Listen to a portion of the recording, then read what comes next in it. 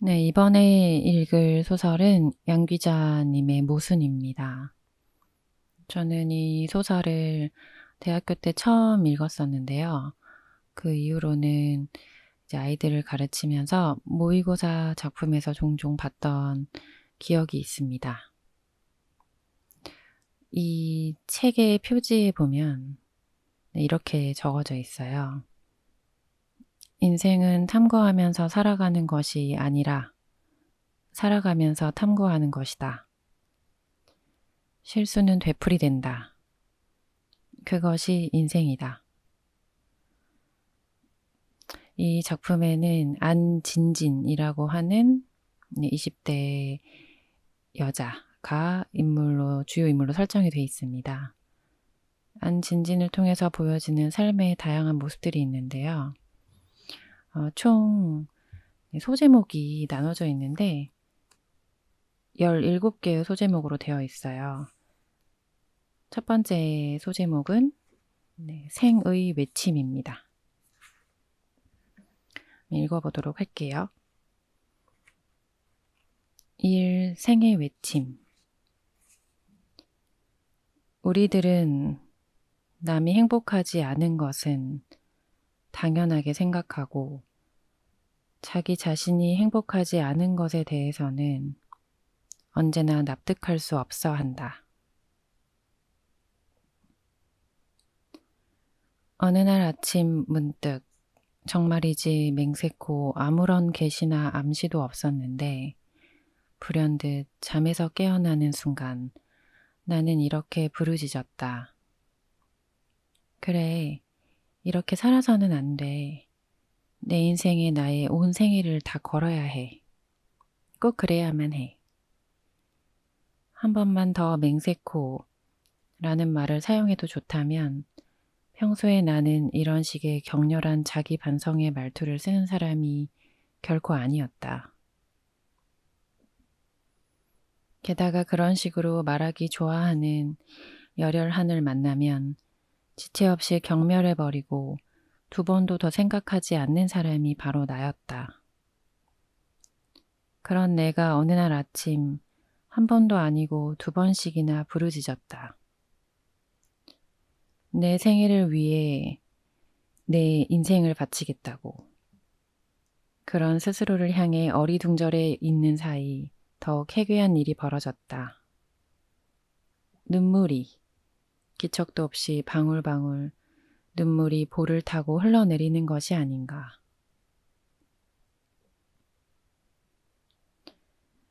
처음엔 밤사이 비가 내려 허약한 천장이 또 새는 것인 줄 알았다.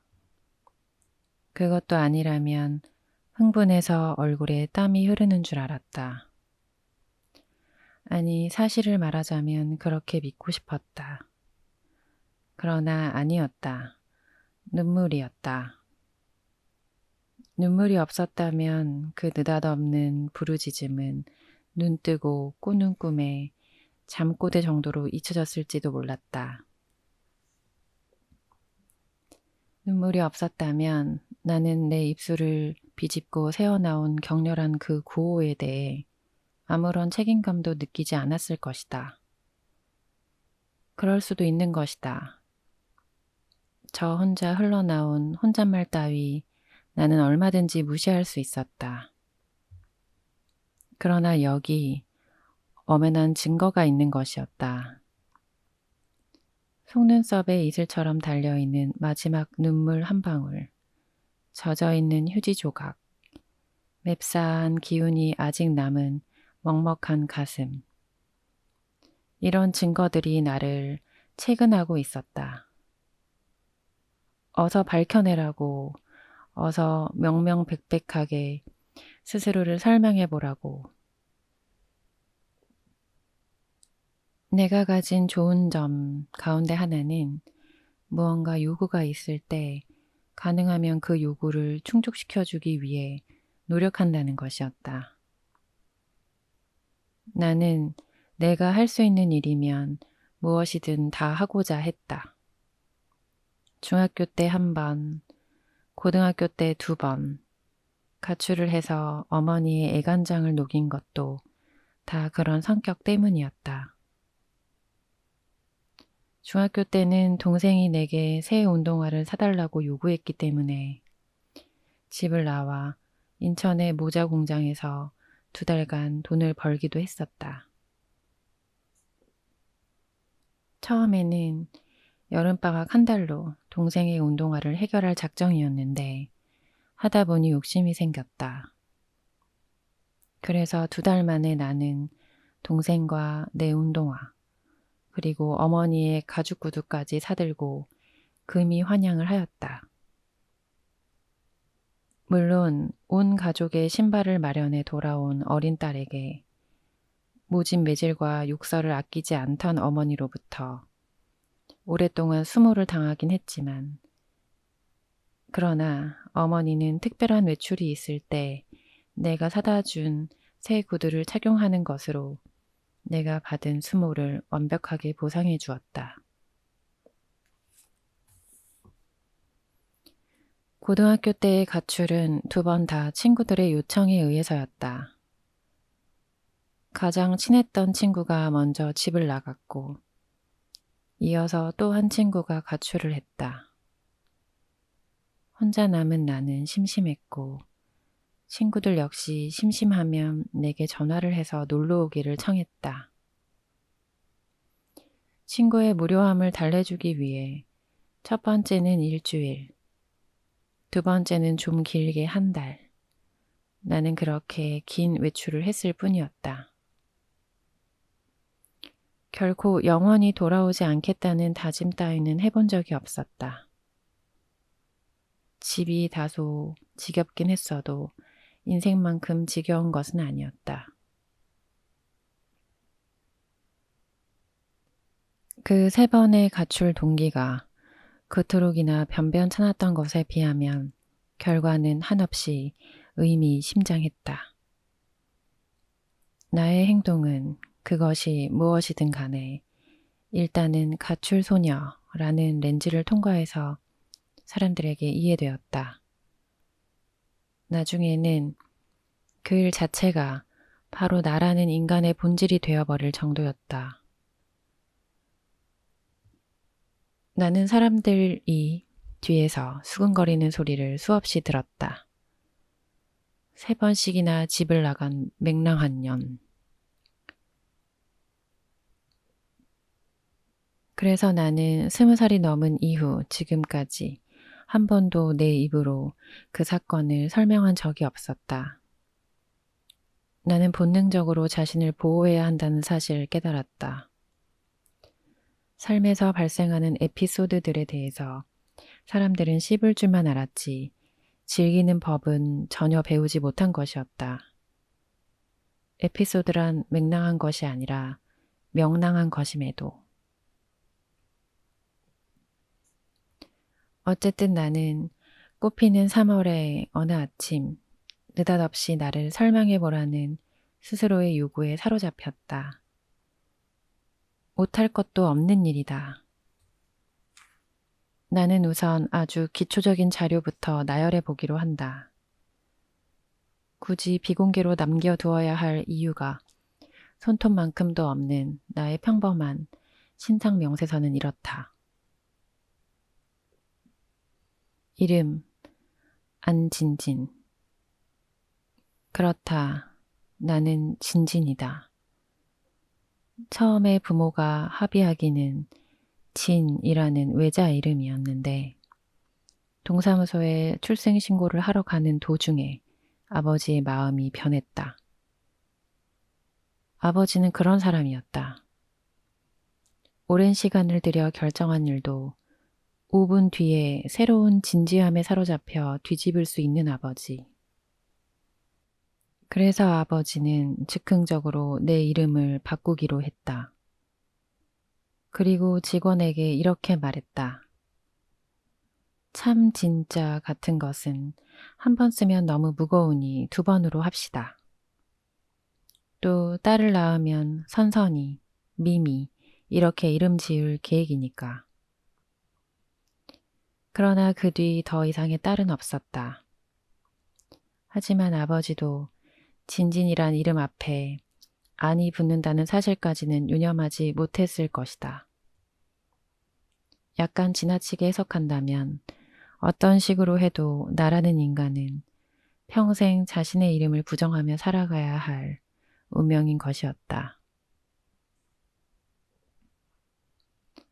나이는 25해와 7달. 가족은 어머니와 남동생 각각 한 명씩. 추가로 떠돌아다니며 가끔씩 집에 들어오는, 지금은 그나마도 돌아오지 않고 있는 아버지를 넣을 수도 있다. 학력은 대학 휴학 중이고 휴학의 이유는 너무나 간단 명료하다. 막대한 등록금을 마련하는데 시간이 필요했기 때문이었다.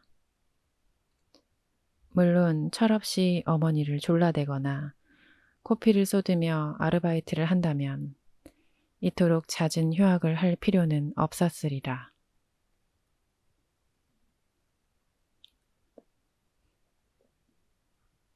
그러나 그럴 필요가 어디 있는가. 나는 아무런 할 일도 없었고 20대는 아직도 5년이나 남아 있었다. 휴학 후 돈을 벌기 위해서 거친 직업을 다 열거하려면 적지 않은 시간이 소모될 것이다. 불과 2~5달 전만 해도 직업을 밝혀야 할 이런 기회가 있었다면 나는 조금 망설이다가 서비스업이라고 대답했어야 했다. 게으른 주인이 운영하는 커피 전문점에서 카운터를 보고 있었으므로. 그러다가 종종 이 나이에 어린애들에게 찻잔을 날라야 하는 일도 많았으므로 서비스업이라는 대답은 아주 적절한 것일 수 있었다. 그러나 지금은 다행히도 사무원이라고 대답할 수 있게 되었다. 이 직업이 얼마나 내게 대견했는지는 한 학기 등록금이 모여졌음에도 불구하고 이번 3월에 복학 신청을 하지 않는 것으로 미루어 충분히 짐작할 수 있는 일이었다. 다만 한 가지 마음에 걸리는 것이 있다면 이 자리를 얻는데 내 안간힘은 전혀 소용이 닿지 않았다는 것이었다. 그러나 이모부의 지나가는 한마디는 엄청난 위력이 있었다. 이모부는 전화 한 통화로 이 일을 해결했다. 그리고 이모부는 말했다. 우리 회사에는 자리가 없어서 라고. 취미는 없다. 나는 이 취미라는 말을 별로 좋아하지 않는다. 내게 있어 취미란 단어는 악취미의 줄임말과 같은 뜻으로 종종 사용된다. 사람들이 진짜로 즐기는 유희는 고상한 것보다는 다분히 악의적인 것들이 훨씬 더 많다. 실제로 언제 어디서든 당당하게 클래식 음악 감상이 취미라고 말하던 커피 전문점 사장의 진짜 취미는 유부녀 홀릭이었다. 사장 말을 그대로 옮기면 이 취미는 돈도 들지 않고 위험 부담도 없는 데다 짜릿한 재미까지 철철 넘친다고 했었다. 이 취미에 문제가 있다면 신상카드에 떳떳이 기록할 수 없다는 것뿐이다. 공개적으로 밝힐 수 있는 현재의 내 총 재산은 42만 8천 원이다. 나의 재산 규모가 실제로 얼마인지 어머니나 남동생 귀에 들어가지 않는다는 보장만 해준다면 거기에 10배를 곱한 액수라고 조용히 귀띔해 줄 수도 있다. 돈 모으기를 생활신조로 삼고 있진 않지만 그러나 돈이 얼마나 중요한 것인지는 내 또래 누구보다도 더 나는 정확하게 알고 있는 편이었다. 사람들이 때때로 어떤 거래나 협상의 자리에서 아주 진지한 얼굴로 중요한 것은 돈이 아니야 라고 말하는 것을 나는 절대 믿지 않는다. 그런 말은 기교일 뿐이다. 중요한 것은 결국 돈이라는 사실을 세상 사람들은 모두 알고 있다. 그 외에 몇 가지 신상 명세를 추가할 수도 있겠다. 가령 크지도 작지도 않은 키라든지 혐오스럽지도 경이롭지도 않은 외모를 지녔다든지 이것저것 잡동사니로 읽은 책이 꽤 되어서 그럭저럭 머릿속은 채우고 있는 편이라든가 하는 것들.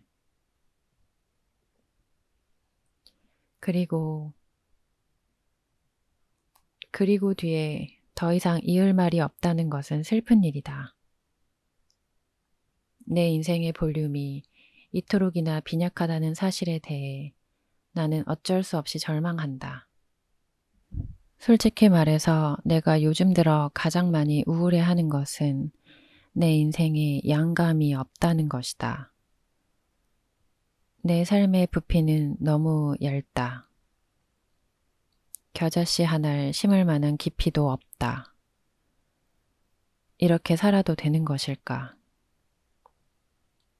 빈약한 인생에 대해서 고민하기 시작한 것은 내가 25, 결혼 정년기라는 사실과 전혀 무관하지 않을 것이다. 내 나이 또래의 모든 여자들이 대부분 그렇듯이 지금 내게도 머지않은 시간에 청혼을 할지도 모를 2명의 남자가 있다. 참 이상한 일이지만 20대에는 가만히만 있어도 사랑이라는 이름으로 얽어맬 수 있는 기회들이 심심치 않게 찾아온다. 나처럼 전혀 내세울 것이 없는 여자에게도 결혼의 기회는 얼마든지 있다. 20대의 젊음이라는 것은 어떤 조건과도 싸워 이길 수 있는 천하무적의 무기니까. 벌써 결혼을 한 여학교 동창들이 바로 그 천하무적의 무기를 어떻게 사용하고 있는지를 익히 보여주는 증거일 수 있다. 누구라고 말하지는 않겠지만 K, 그녀는 뚱보인데다가 수다스럽고 거기다 덧붙여 몹시 해독하기 어려운 얼굴을 가지고 있었다. 그런 K가 작년에 슈퍼마켓의 젊은 사장과 결혼을 했다. 남자는 겉으로 보기엔 몹시 훌륭했다. 절대 K를 선택할 이유가 내게는 없어 보였다. 그러나 K가 우유를 사러 슈퍼에 들락거린 것이 만남의 시작이었다고 했다. 우유가 그런 놀라운 일을 해치웠다. 우유가. M은 병약한 체질로 학교 다닐 때도 걸핏하면 장기 결석을 하던 친구였다. 더 이상 자리에 눕지 않고 사람 구실만 하며 살 수 있어도 원이 없겠다며 눈물 짓던 M의 어머니가 생각난다. 그런 M이 미남 의사와 결혼한 지 벌써 2년째다.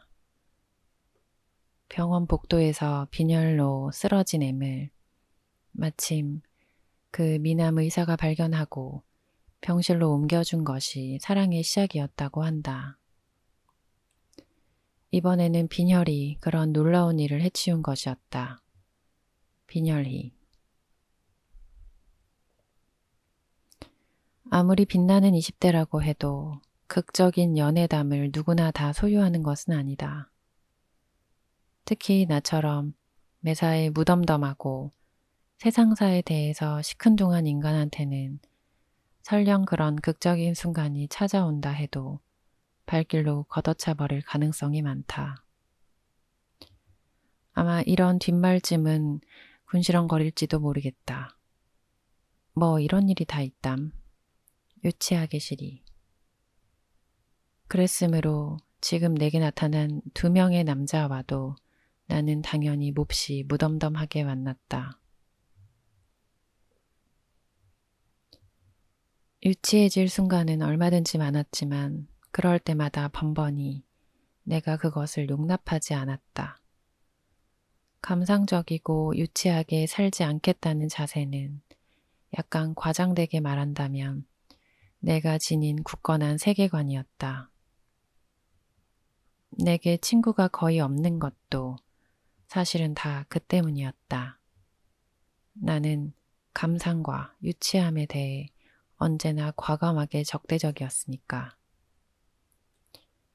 추리해보면 아마도 내 경우에 있어서는 나의 이런 태도 자체가 K의 우유 혹은 M의 빈혈과 같은 효과를 냈을 수도 있다. 나는 그렇게 믿고 있다. 20대의 젊음에게는 온갖 것이 다 사랑의 묘약일 수 있다. 20대란 나이는 무엇인가에 사로잡히기 위해서 존재하는 시간대다. 그것이 사랑이든 일이든 하나씩은 필히 사로잡힐 수 있어야 인생의 부피가 급격히 늘어나는 것이다. 문제는 여기에 있다. 이제 조금씩 가닥이 잡힌다. 되돌아보면 어제도 우울했고 그제도 우울했었다. 아침에 일어나서 눈물까지 흘리며 절박하게 부르짖을 만큼 우울했었다고 단정할 수는 없지만 그래도 확실히 예전의 나와는 달랐다. 나는 걸으면서도 생각했고 일을 하면서도 생각했고 자면서도 생각했었다. 사랑에 빠져 행복한 사람을 보면서 생각했고 등산에 빠져 주말마다 산에 가는 행복으로 나날을 보내는 옆자리 직원을 보면서도 생각했고 죽을 때까지 공부만 할 수 있다면 정말 행복하겠다고 되뇌며 미국으로 유학을 떠난 대학 동기를 보면서도 생각했다. 그런데 나는 25해를 살도록 삶에 대해 방관하고 냉소하기를 일삼던 나는 무엇인가? 25해를 살아오면서 단 한 번도 무엇에 빠져 행복을 느껴본 경험이 없는 나. 삶이란 것을 놓고 진지하게 대차 대조표를 작성해 본 적도 없이 무작정 손가락 사이로 인생을 흘려보내고 있는 나. 궁핍한 생활에 아주 작은 개선만을 위해 거리에서 분주히 푼돈을 버는 것으로 빛나는 젊음을 다 보내고 있는 나. 더욱 나쁜 것은 아직 사랑에 빠지지도 않았으면서 두 사람 중 하나를 선택해서 결혼을 해버릴 수도 있다고 중얼거리는 나였다. 그렇게까지 해서 급히 결혼을 해야 할 이유가 내게는 전혀 없다. 하지만 결혼 말고 내 삶의 부피를 늘려줄 만한 어떤 일이 내 앞에 있는 것도 아니다.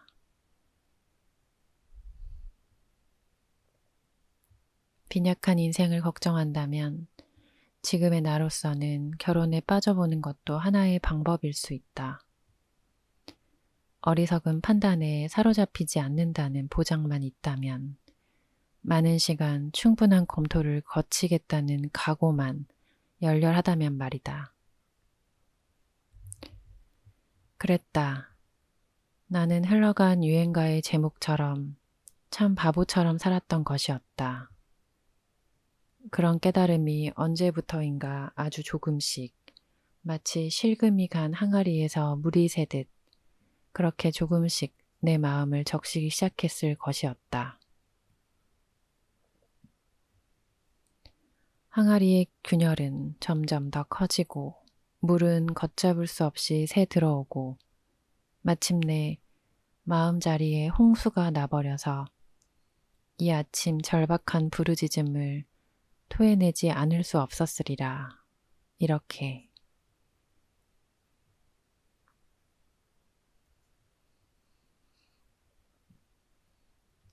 그래, 이렇게 살아서는 안 돼. 내 인생에 나의 온 생애를 다 걸어야 해. 꼭 그래야만 해.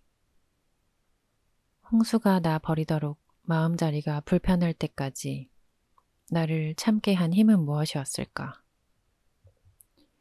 인생을 방계하고 있다는 자괴감에 시달리면서까지 무의한 삶을 견디게 한 힘은 무엇이었을까? 이제 비로소 이야기의 핵심에 다가가고 있다는 느낌이 든다. 여태까지 이 말을 하고 싶어서 쓸데없는 군말들을 많이도 늘어놓았구나 하는 알 수 없는 긴장감마저 느낀다. 내 삶이 이렇게 굳어진 데는 하나의 까닭이 있었다. 아마도 나는 이 아침 내 삶을 변명하기 위해서라도 꼭 이 말을 하고 싶었던 것인지도 모른다. 스스로의 삶을 변명하기 위해서 어머니의 삶을 들춰내야 한다는 말은 정말 어리석은 핑계처럼 들린다. 게다가 25에 다 커버린 나이에는 수치스러운 변명일 수도 있다. 그래서 이미 오래전에 검토를 끝내고 마음속에 묻어두었던 일이었다. 그러나 다시 검토할 수도 있다고 나는 스스로를 위로한다. 내 삶의 뿌리를 더듬기 위해 어머니가 등장하는 것이 꼭 부끄러운 일만은 아니다.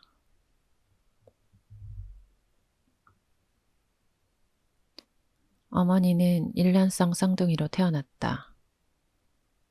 두 사람이 부모도 구별 못할 만큼 닮아서 키우는 동안 애를 먹었다는 이야기는 외할머니한테서 귀에 못이 박히도록 들었다.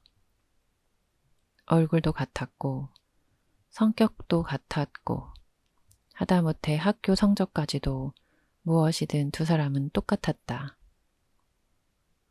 같은 집에서 같은 옷을 입고 같은 생각을 하며 늘 붙어 다니는 두 사람은 마치 둘로 나누어진 한 사람인 양 보였다고 했다. 도저히 따로 떼어 생각할 수 없는 한 사람. 어머니와 이모는 결혼과 동시에 비로소 두 사람으로 나뉘었다. 두 사람으로 나뉘자마자 이들의 삶은 급격히 달라지기 시작했다. 한 사람은 세상의 행복이란 행복은 모두 차지하는 것으로, 나머지 한 사람은 대신 세상의 모든 불행을 다 소유하는 것으로, 신에게 약속이나 받았듯이 그렇게 달라졌다. 안타깝게도 나는 불행을 짊어진 쪽으로 편입되어 이 세상에 태어났다. 어린 시절의 나는 어머니와 이모가 그토록이나 혼란스러웠다. 빗물 새는 단칸방에서 울고 있는 어머니를 보다가 이모 집에 가서 똑같은 얼굴, 똑같은 목소리의 이모가 비단 잠옷을 입고 침실에서 나오는 장면을 목격하게 되면 누구나 다 그럴 것이었다. 울고 있는 어머니가 무대 뒤로 뛰어가 금방 비단 잠옷으로 옷을 갈아입고 행복한 또 다른 사람의 역할을 연기하는 1인 2역의 연극을 보고 있는 기분이었다고나 할 수 있을런지. 그때까지만 해도 삶의 고단함이 어머니의 얼굴을 많이 핥혀 놓지 않아서 이모와 어머니를 분별하는 것은 여전히 어려운 일이었다.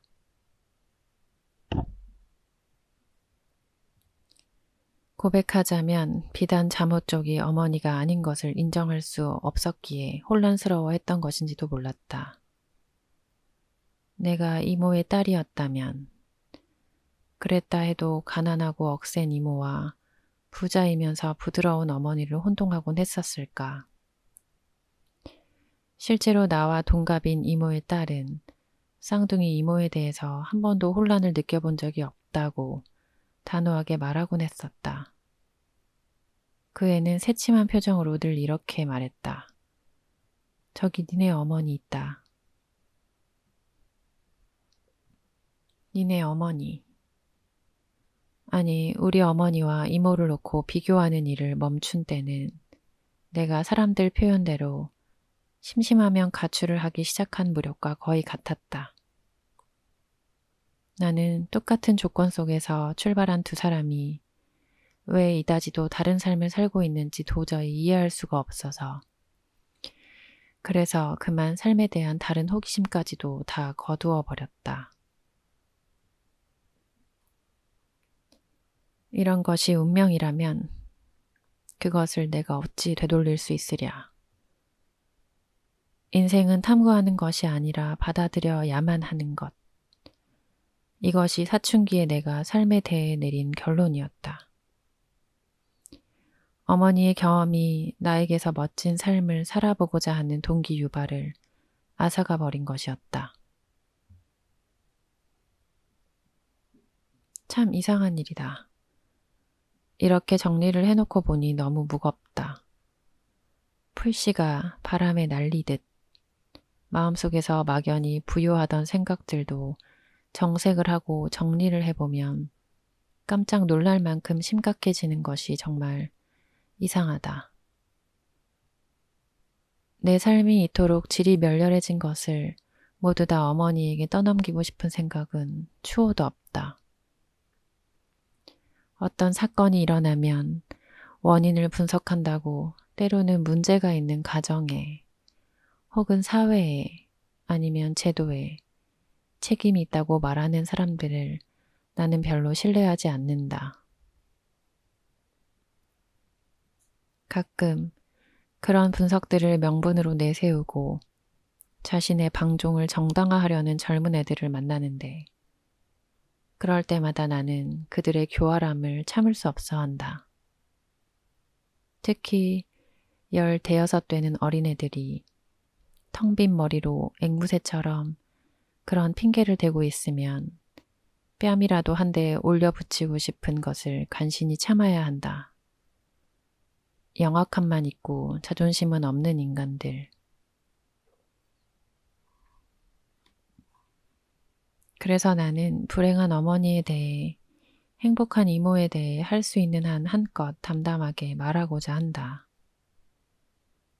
그런 일이 있었지만 내 윗대의 상황이 좀 미묘하긴 했지만 내 삶이 그것에 완전히 빚져 있는 것은 아니라고.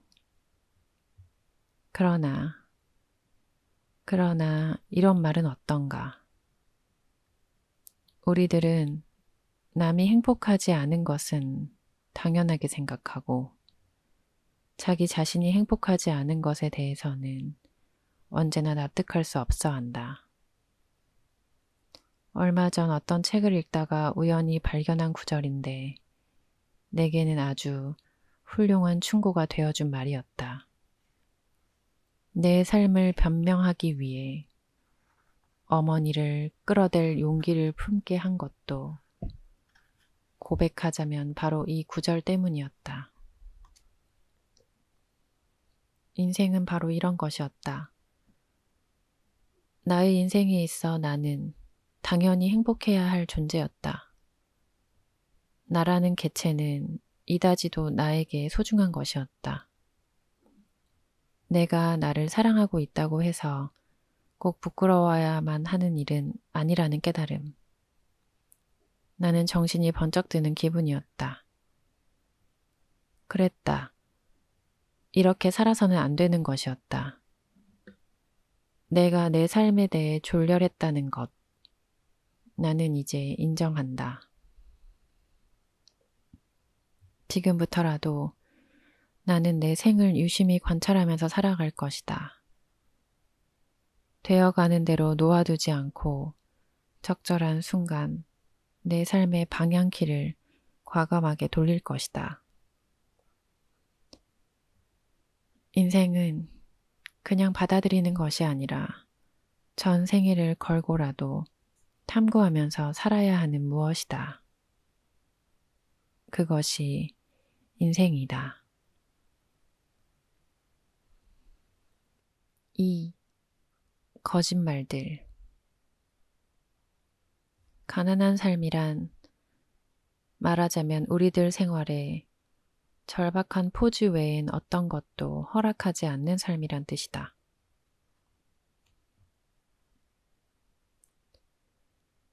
유달리도 버스가 오지 않았다. 오지 않는 버스를 기다리는데 문득 이마에 빗방울이 닿았다. 그리고 곧바로 볼에도 콧잔등에도 1초 간격으로 빗방울이 떨어졌다. 뒤를 돌아보니 처마를 길게 뺀 상점들이 있었다. 망설이지 않고 처마 밑으로 비를 피했다. 느닷없는 비를 만난 다른 사람들도 다 그렇게 했다. 그때까지 내가 잘못한 일은 하나도 없었다. 그러나 내게 처마를 빌려준 가게가 바로 꽃집이었다. 게다가 내 주머니에는 1시간 전에 사장에게서 받은 약소한 월급이 들어 있었다. 장미꽃쯤이야 라고 나는 생각했다. 오늘이 그 유명한 4월 1일 만우절이라는 사실을 상기하고 한 일은 아니었다. 월급을 받은 날 장미꽃 한 다발쯤 산다고 해서 세상이 잘못될 일은 하나도 없었다. 그래서 나는 꽃을 샀다. 하필이면 그 유명한 4월 1일 만우절 오후 7시 15분에. 그 다음에도 내 잘못은 없었다. 역천동 집으로 가는 버스는 언제 올지 알 수가 없었고 빗줄기는 점점 기세를 더해가는데 손님 없는 택시 한 대가 얄궂게도 내 앞에서 멎더니 택시기사가 내려 가게에서 총총 담배 한 갑을 사고 다시 차에 올랐다. 볼일을 마친 택시가 바로 떠나주었더라도 아무 일이 없었을 것을 기사는 아주 느린 동작으로 담뱃값에 금색 띠를 풀고 역시 아주 느린 동작으로 윗부분 은박지를 느릿느릿 개봉하고 다음엔 아주 천천히 담배 한 개비를 꺼냈다. 그러고도 라이터를 찾는데 1분, 불을 붙이고 창문을 여는데 1분. 나는 기어이 그 택시의 뒷문을 열고 올라타 버렸다. 내 주머니에는 아직도 약소한 월급이 아주 많이 남아 있었다. 청담동. 그랬다. 나는 역촌동이라고 말하지 않고 청담동이라고 말했다. 아무도 이유를 묻지 않았지만 나는 스스로에게 그 까닭을 말하지 않고는 못 견디는 사람이었으므로 이렇게 자신에게 해명했다. 강북의 역촌동까지 택시로 가는 일은 낭비였고 기본 요금으로 해결할 수 있는 청담동을 가는 것은 순리에 맞는 일이었다고. 우중에 빨간 장미 꽃다발을 들고 헤매는 것은 장미꽃에 대한 예의가 아니라고. 4월 1일 만우절 저녁에 내가 취한 행동은 이제까지 자세히 설명한 것처럼 모든 일이 다 우연이었다. 나는 가만히 있었는데 우연히 자꾸 나를 그렇게 몰아갔다. 버스가 그랬고 비가 그랬고 장미꽃이 그랬으며 마지막에는 택시기사가 그 우연을 완성시켰다. 자로 잰 듯이 빈틈없는 우연. 거짓말이 아니다. 만우절이긴 했지만 아니 만우절이니까 더욱. 어이구 그런 거짓말이 어딨어요. 50여 년 전 오늘 나의 할아버지가 산부인과 의사에게 던진 그 말씀은 야단스럽게 손사래까지 쳐가면서 거의 외치듯이 던진 그 말씀은 아주 오랫동안 집안 사람들에게 우스갯소리로 전해졌다. 외할아버지는 그것으로도 모자라 거기에 한 말씀 더 보탰다. 만우절이라고 의사들까지 거짓말하면 됩니까? 딸 쌍둥이가 나왔다는 의사의 점잖은 전가를 대뜸 거짓말로 몰아붙인 외할아버지는 한꺼번에 둘씩이나 생긴 딸 자식을 실물로 보고도 한참 동안 믿기지 않는다는 표정이었다. 외할아버지는 하필 그날이 만우절이라는 사실을 못내 석연찮아 했었다. 그럴 만도 했다. 외할머니는 결혼 후 5년 동안이나 아이를 못 낳고 있다가 겨우 임신을 했는데 10달 내내 아주 빈약한 배를 내밀고 다녀서 외할아버지로 하여금 진정 임신인가 하는 의심까지 하게 만들었다는 것이었다. 그런 뱃속에 딸 자식이 하나도 아니고 둘씩이나 들어앉아 있었다니. 만우절의 싱거운 장난도 아니라면 그러면 이것은 횡재인가 횡액인가. 그리고 25년 뒤에 4월 1일 딸 쌍둥이를 한날 한시에 혼인시키는 결혼식장에서 외할아버지는 이렇게 말씀하셨다고 했다. 한꺼번에 주신 자식이니까 보낼 때도 한꺼번에 보내야지요. 거짓말처럼 오늘 깨끗하게 치워버리기로 했습니다. 이로써 외할아버지는 쌍둥이 딸들 일생에 가장 중요한 두 기념일을 4월 1일 하나의 날로 묶어버리는 아주 특별한 일을 해치우신 분으로 후손에 영원히 기억되었다. 그리고 오늘 또 하나의 4월 1일 나는 엉뚱하게도 청담동 이모집 대문 앞에 서 있다. 주홍빛 외등 화사하게 대문 앞을 밝히고 있는 여기. 나는 잠시 망설인다. 평소에 나는 이런 식으로 아무 이유나 붙여서 이모집을 스스럼 없이 드나드는 만만한 조카가 아니었다. 나를 좋아하는 이모가 몇 번씩 전화를 하면 마지못한 듯이 달려오기는 했지만 이처럼 엉뚱하게는 결코 아니었다. 게다가 오늘 같은 날은 더욱 여기에 올 일이 아니었다. 오늘은 이모에게 아주 특별한 날이었다. 생일과 결혼기념일이 겹친 날. 이모에게 특별한 날이면 나의 어머니에게도 똑같이 특별한 날일 수밖에 없었다. 그것이 두 사람의 겹친 운명이었으니까. 그런데 나는 집에 있지 않고 여기에 와 있는 것이었다. 할 수 없는 일이었다. 어차피 여기에 와 있고 더더욱이 장미꽃을 들고 어머니에게 간다는 것은 말이 안 되는 일이었다. 우리 집에선 그랬다. 그런 일은 있어서도 안 되고 있을 수도 없는 일이었다.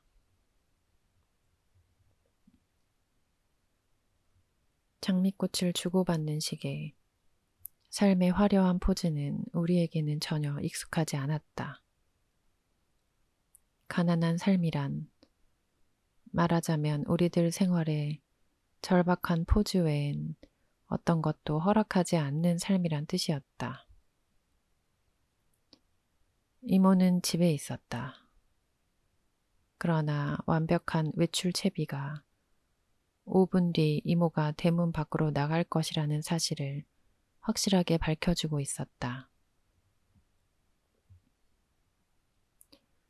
세상에 너한테 오늘 같은 날 이처럼 아름다운 꽃다발을 갖다니.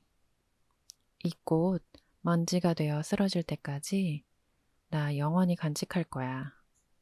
정말이다. 두고 봐라. 이모는 그런 사람이었다.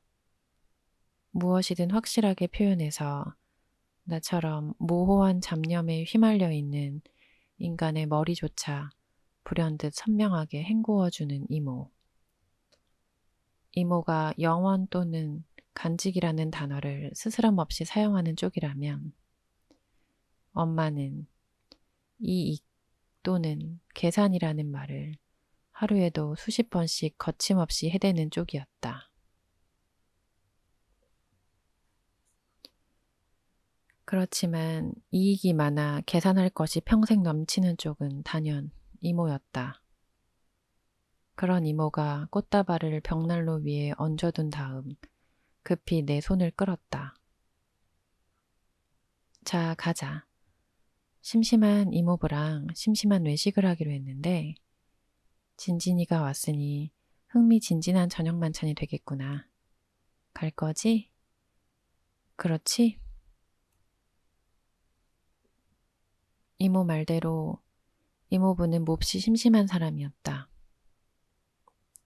이모도 그런 뜻으로 말했겠지만 심심하다는 것은 사람이 싱겁다는 뜻이 아니라 모든 일에 예외가 없어서 언제라도 예측이 가능하다는 의미였다. 결혼 기념일이 오면 단 한 번도 잊지 않고 외식과 선물을 준비하는 남편. 견고하고 성실하게 가족과 집을 지키는 남편. 이모부는 그런 일들이 너무도 당연한 것이어서 아내에게 생색을 낼 필요조차 못 느끼는 남자였다. 그러므로 내가 결혼 기념일과 아내 생일이 겹친 이날에 특별한 외식에 끼어든다고 해서 감정을 다칠 이모부도 아니었다. 나는 어쩐지 이모의 청을 거절할 수 없었다. 나는 이모가 원하는 대로 하기로 했다. 이모가 운전하는 차를 타보는 것은 정말 오랜만이었다. 어려서는 자주 이모의 차에 담겨서 이모 집으로 옮겨지곤 했었다. 다급할 때 어머니가 할 수 있는 유일한 구조 요청은 이모에게 전화를 하는 것이었다. 이모는 언제라도 불평하지 않고 달려와 나와 어린 동생을 자기 집으로 피신시켰다. 아버지의 술 주정이 시작되면 어머니는 전화부터 했고 우리는 곧장 대문간에 나와서서 이모가 도착하기를 기다리곤 했었는데 그때의 일들을 이모는 기억하고 있을까? 그럼 사실은 말이야 내 운전 실력이 바로 너희들 때문에 부쩍부쩍 늘었다는 거 아니니. 속도 위반, 신호 위반하는 것도 다 그때 배웠단다. 너희 집 아니면 내가 뭐에 그리 급하게 달려갈 일이 있었겠니? 그때는 말이야, 삐요삐요 하는 구급등 있잖아. 그걸 하나 살까도 생각했었는데 너희 이모부가 반대해서 못 샀지. 그걸 자동차 지붕 위에 얹고 달려보면 되게 재밌을 것 같았는데 말이야. 이모는 아직도 구급등을 얹어놓고 달려보지 못한 것이 못내 섭섭하다는 표정이다. 어머니나 나에게는 수치스러운 기억이 이모에게는 재미있는 추억으로 남아있다는 것. 그러나 그것만이 다였을까? 그걸 모를 이모가 아니었다. 진진이 너 그런 일은 그냥 잊어버려. 아니면 나처럼 재미있었던 모험담 정도로만 생각하거나 안 그래도 지루한 세상 그때 무지 아슬아슬했었는데 하면서 말이야. 이모는 지금 지루한가? 나는 문득 이모의 옆 얼굴을 들여다본다. 엄마보다 적어도 10살은 젊어 보이는 이모. 그렇게나 똑같아서 부모도 다 자랄 때까지 구별하기 어려웠다는 두 사람은 이젠 따로 설명이 있지 않은 한 쌍둥이인 줄 알기가 어렵다. 그저 많이 닮은 언니거나 동생이라고들 생각한다. 물론 어머니 쪽이 언니다. 가난한 세월은 이모보다 겨우 10분 먼저 나온 어머니를 이제는 이모보다 좋기 10년은 먼저 태어난 언니로 만들어 놓았다.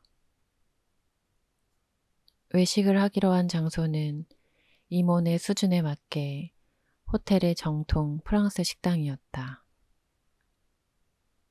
딱히 먹고 싶은 것도 없어서 어디로 갈까 많이 망설이다 정한 곳이라는 이모의 부연 설명이 있었다. 우리 집에서의 외식은 물론 그것마저 1년에 몇 차례 불가한 일이지만 망설임 한 번 없이 단호하게 돼지갈비집이었다. 고기 타는 연기가 식당 바깥까지 자욱하고 맛 좋기로 소문났다는 어머니의 자랑처럼 방마다 사람들이 가득 찬 그곳에서는 먹는 일도 노동이었다. 쉴 새 없이 고기를 뒤적이고 연기를 피해 이리저리 자리를 옮기고 볼이 미어지게 쌓아 넣은 상추쌈으로 격렬한 입 운동이 불가피한 거기. 남동생과 나와 어머니는 전쟁터 속의 병사들처럼 묵묵히 그러나 죽을 힘을 다해 돼지고기와 싸우다 거의 지쳐서 식당을 나오곤 했었다. 하지만 여기 이모네 외식은 달라도 한참 달랐다. 예약석으로 자리를 안내하는 웨이터의 몸에는 달짝지근한 향수 냄새가 풍겼고 어딘가에서 직접 연주하는 듯한 잔잔한 피아노 음은 우아한 선남 선녀들이 앉은 테이블 사이를 나지막하게 흐르고 있다.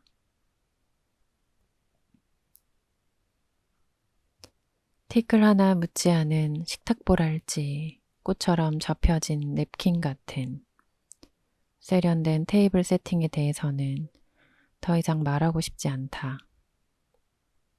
약속 시간에 정확히 도착한 이모부가 익숙하게 주문하고 마침 맞게 하나씩 나오던 그림 같은 요리에 대해서도 더 이상 말하지 않을 참이다.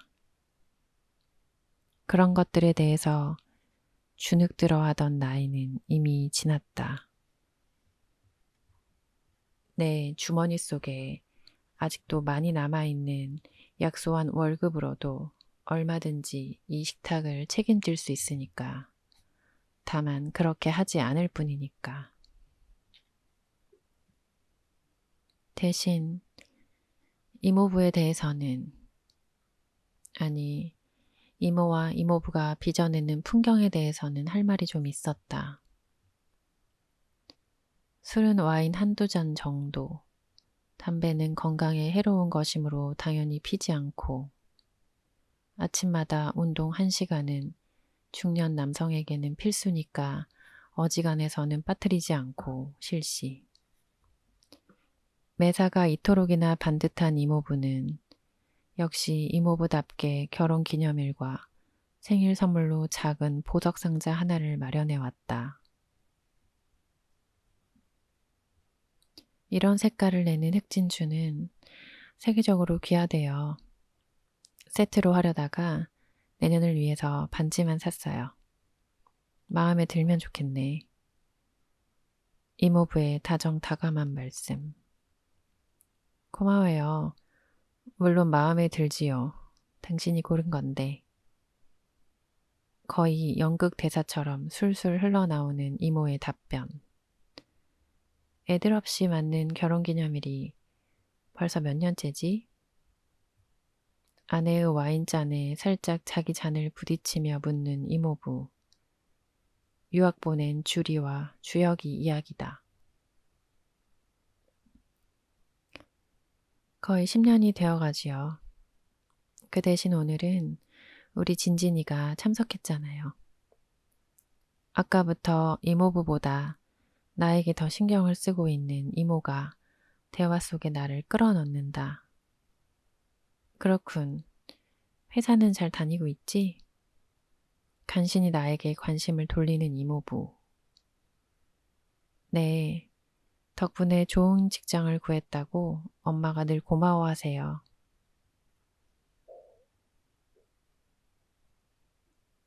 자기 마누라하고 자기 자식밖에 모르는 사람이 웬일이냐고. 이모부가 구해준 내 취직 자리에 대해서 시큰둥해하던 어머니를 왜곡시키고 있는 나. 이 와인 당신을 위해 아까 예약할 때 특별히 주문한 거야. 한 잔 더 하지 그래. 다시 관심을 이모에게로 돌려버리는 이모부. 진진이가 장미꽃을 들고 왔어요. 애가 그래도 속이 깊어요. 자식들 멀리 떨구어 놓고 지 이모 외롭겠다 생각한 거지요. 화제가 내게서 벗어난 것을 만회해 보려는 이모의 안간힘. 고맙군.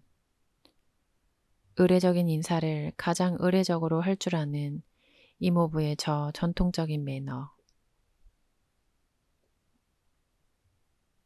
그때 나는 이모가 와인잔 속에 입술을 숨기며 나지막하게 한숨을 쉬는 것을 발견했다.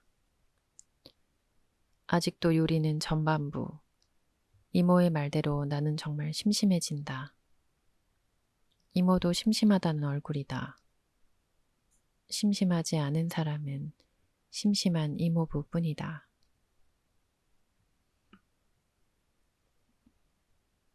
이모부는 꽤 유명한 건축사 사무소를 열고 있는 건축가다. 주로 업무용 빌딩들을 설계하고 있는데 경제적이고 실리적인 공간을 추구하고 형상화시키는 데 탁월한 솜씨를 발휘해서 설계 주문이 끊이지 않는다고 했다. 일감이 밀린다 해도 이모부가 가족을 등한시하면서까지 일을 해야 할 이유는 없었다. 이모 말에 의하면 이모부는 고객과 상담하고 설계의 윤곽만 잡아주면 나머지는 10명이나 되는 직원들이 알아서 한다고 했다. 말끔한 양복 차림으로 출근해서 오후가 되면 정확한 시각에 퇴근하는 하얀 얼굴의 이모부를 생각하면 명함에 찍힌 건축가라는 호칭은 아무래도 낯설었다. 이모부한테서 나는 한 번도 먼지와 고함과 철근과 콘크리트의 흔적을 찾지 못했다. 그래도 이모부는 틀림없는 건축가다. 다소 심심한.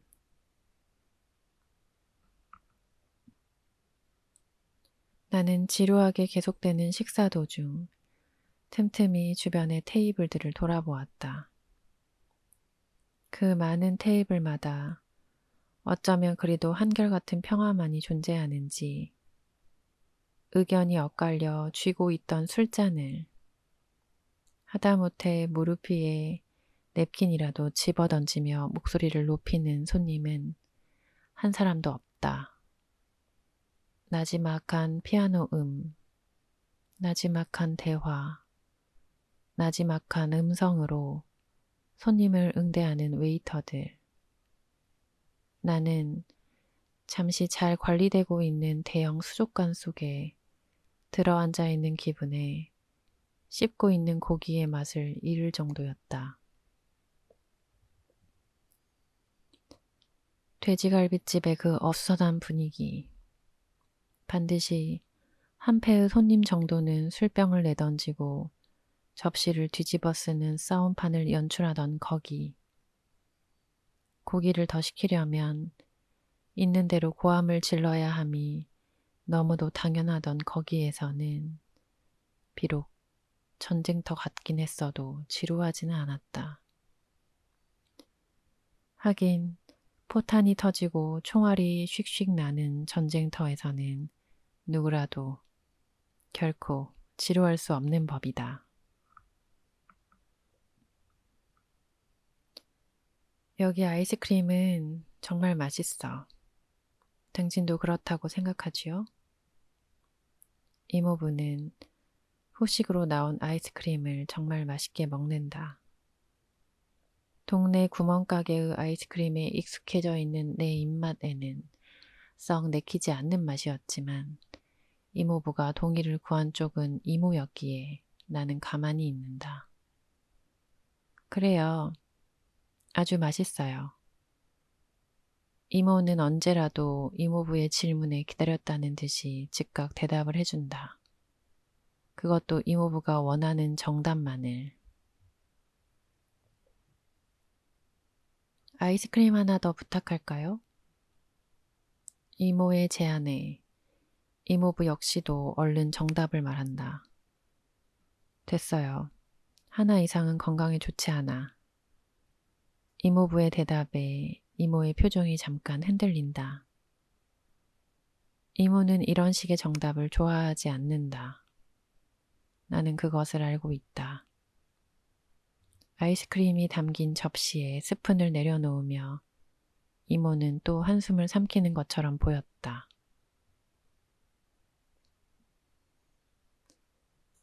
문득 초등학교 5학년 때의 일이 생각났다. 문제아로 취급받기 시작한 것은 중학생이 되고부터였지. 초등학교 시절의 나는 그럭저럭 모범생 흉내는 낼 정도였다. 5학년이던 그해 5월, 스승의 날을 앞두고 나는 고민에 빠졌다. 선생님께서 스승의 날 행사 중 하나인 학부모 일일 교사 수업을 나의 어머니에게 부탁한 것이었다. 가정환경조사서에 어머니의 직업을 사업이라고 쓴 것이 화근이었다. 사업이라니. 당시 어머니는 시장 바닥에서 싸구려 양말을 팔고 있었다. 일일 교사를 맡을 학부모는 한 학급에 2명씩이었다. 내 어머니 말고 또 한 사람의 일일 교사를 맡을 친구의 아버지는 인류 대학의 유명한 교수였다. 이건 아무리 생각해도 말이 안 되는 일이었다. 교무실에 쫓아가 몇 가지 궁색한 이유를 대보았지만 선생님은 마땅한 학부모가 없다고 자신이 직접 어머니에게 전화를 해보겠다고 하는 것이었다. 어머니에게 선생님이 전화를? 어린 나는 화들짝 놀라며 급히 외쳤다. 아니에요. 걱정 마세요. 꼭 오시라고 할게요. 꼭요. 그해 5월의 스승의 날, 5학년 3반 학부모 특별 수업을 맡은 일일 교사 중에 한 사람은 나, 안진진의 어머니였다. 날렵한 비둘기색 투피스, 세련된 화장과 머리 스타일, 환한 웃음을 머금고 교실에 나타난 어머니를 보고 아이들은 일제히 소리 질렀다. 와, 그 고함은 어여쁜 처녀 교생 선생님이나 나타나야 발생하는 일종의 탄성이었다. 그만큼 나 안진진의 어머니는 히트였다. 아직도 그 애들은 모르는 일이지만 그해 5월 히트한 엄마는 어머니가 아니고 이모였다. 어린 나는 머리를 쥐어짜다 쌍둥이 이모를 떠올렸고 이모는 하루 동안 안진진의 엄마 노릇을 하는 일에 대해 무지무지하게 재미있어 했다. 그날 이모가 학교에서 안진진의 어머니로 일일 교사를 하고 있는 동안에도 어머니는 아무것도 모른 채 시장에서 양말을 팔고 있었다. 첫날 저녁 스승의 날 선물이라면서 나와 동생의 담임 선생님 몫으로 양말 2켤레씩을 포장해서 내놓은 것이 학부모로서 어머니가 할 수 있는 최선이었다. 그리고 한 가지 더 고백하자면 나는 그 양말조차 선생님에게 가져다 주지 않았었다. 그 대신 이모가 멋진 크리스털 화병을 선생님에게 드렸다. 그때 이모가 했던 말을 나는 아직도 기억하고 있다. 보라색 라일락을 한 무더기 꽂으면 예쁠 것 같아서 사봤어요. 받아주세요. 어쩌면 저렇게 말할 수 있을까? 어머니라면 비싼 크리스탈 화병을 사지도 않겠지만 샀다 하더라도 저런 말은 할 줄은 모를 것이라고 나는 생각했다. 그해 5월 이모는 멋들어지게 안진진의 체면을 세워주고 돌아갔다. 다음 날부터 내 어깨에 잔뜩 힘이 들어갔을 것임을 더 말할 나위도 없는 일이었다. 이모가 그때 일을 기억하고 있는지 나는 알 수 없다. 그 후 우리는 그 일에 관해서 한 번도 이야기를 나누어 본 적이 없었다.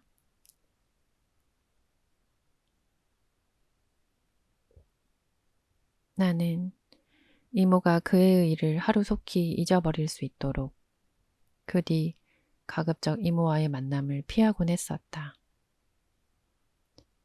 그것에 대해 어머니가 알게 될까봐 나는 두려웠다. 어머니가 받을 상처를 염려했다기보다 내가 한 일에 대해 변명할 수 있는 말을 찾아내지 못해서였다. 잘못했다고, 내가 정말 나빴다고, 흑흑 흐느껴 울면서 엄마가 내 엄마인 것이 부끄러웠다고 비수 같은 진실을 토로하는 어리석음은 결코 범하고 싶지 않았다.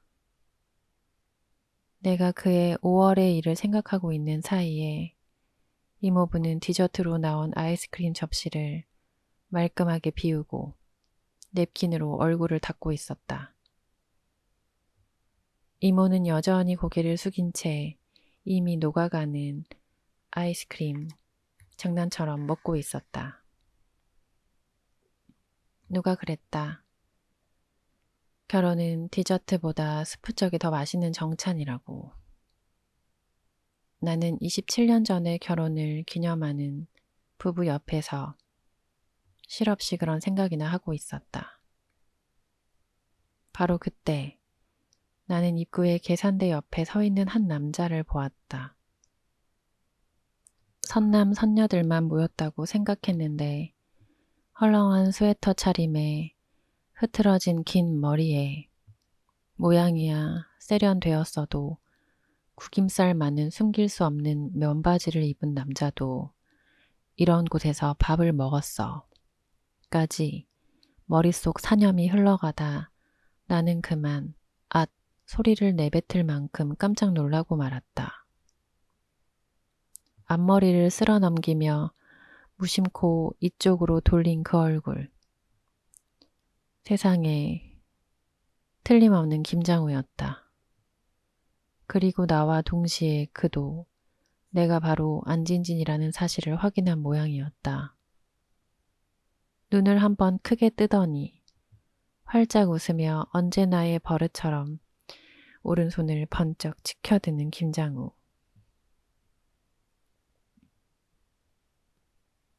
내가 갈까 아니면 네가 잠시 올래 하는 신호로 치켜든 오른손을 가슴팍에 대었다 떼는 김장우. 시간이 없었다. 당장이라도 성큼성큼 그가 이 자리로 올 수도 있었다. 잠깐만요. 나는 냅킨이 바닥에 떨어진 줄도 모르고 급히 그에게로 갔다. 웬일이에요? 웬일이야? 우리는 거의 동시에 서로가 서로에게 물었다. 왜 그랬을까? 왜 화려한 호텔의 프랑스 식당에서 만난 것을 두고 그리도 절박하게 웬일이에요? 라고 물어야 했을까?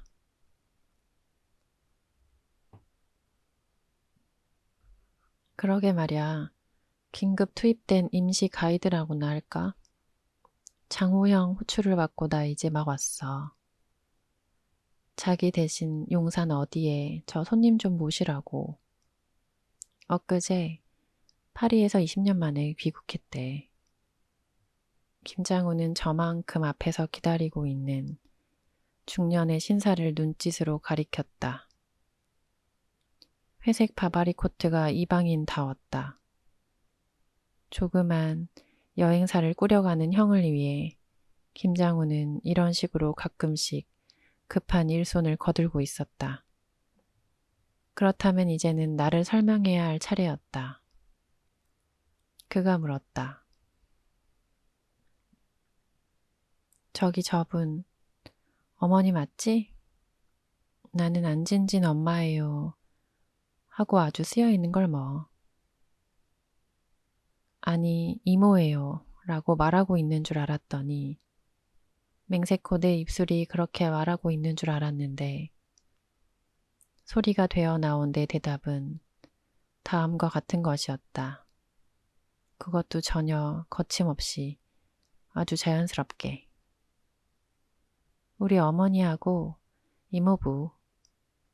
이모부에게 식사 대접할 일이 있어서 참 얼른 가봐요. 손님이 기다리고 있어요. 그래, 인사는 나중에 정식으로 하기로 하고 전화할게. 안녕. 그는 멀리 있는 이모를 의미심장한 눈길로 한 번 더 바라보다 회색 바바리에게로 떠났다. 영문을 모르는 이모는 허리를 꿋꿋이 세우고 우리 쪽을 뚫어지게 바라보고 있었다.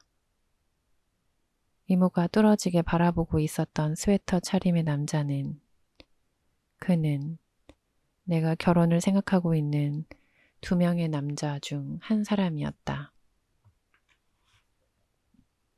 그리고 나는 초등학교 5학년 때와 똑같은 거짓말을 어쩌면 결혼할지도 모를 남자에게 느닷없이 자신도 모르는 사이에 던져버리고 말았다. 그 유명한 4월 1일 만우절 밤 7시 20분에 이 거짓말.